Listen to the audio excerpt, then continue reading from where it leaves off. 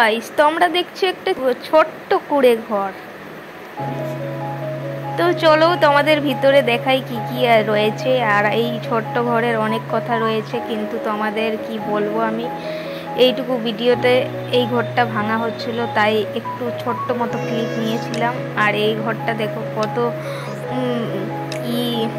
কত বাঁশগুলো দিয়ে মানে কি করে রাখা হয়েছে, কত বাঁশগুলো দিয়ে আটকে রাখা হয়েছে। ওখানে রান্না করা হচ্ছে, কিন্তু এই ঘরটাতে আমরা রান্না টান্না করতাম আর এখানে ঘুমানোও হতো। এই ঘরটা আমাদের অনেক অনেক অনেক যুগ আগের ঘর আছে। এই ঘরটাতে অনেক স্মৃতি আছে, সে আর বলবো কীভাবে এইটুকু ভিডিওতে। তো এই ঘরটা এটা হাওয়াতে উড়ে গিয়েছিল, তখন এই টিন দিয়েই করা আছে, আর টালি উড়ে গিয়েছিল। আর এটা জল যখন এসেছিল তখন এইগুলো মাটিগুলো ছুটে গিয়েছিল। আর এখানেও গ্যাস রাখা হয়েছে, এখানে জিনিসপত্র রাখা থাকছে, আর এখানেই পুজো করা হচ্ছে। সব কিছু এখানে সব জিনিসপত্র রাখা থাকে, আর রান্না করা হয়, পুজো করা হয়। এই যে আমাদের ছোট্ট পুজোর,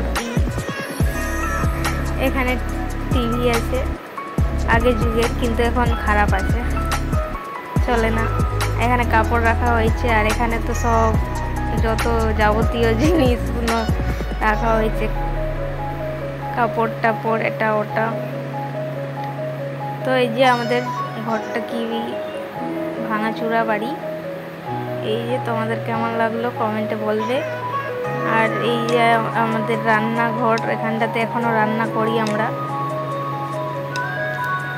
এই যে কি হচ্ছে রান্না, আজকে চিকেন হচ্ছে শুধু আমার জন্য না গাইস, শুধু আমার জন্য না।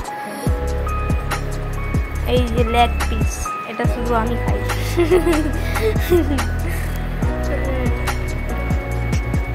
তো তোমরা দেখলে বাড়িটা কি রকম লাগলো, আর এখানে কি সুন্দর। এই বাড়িটা ভাঙা হবে, তো এইটুকু ভিডিওটা একটা স্মৃতি বলে রয়ে গেল ভিডিওর মাধ্যমে, তাই ভিডিও করা হয়েছে।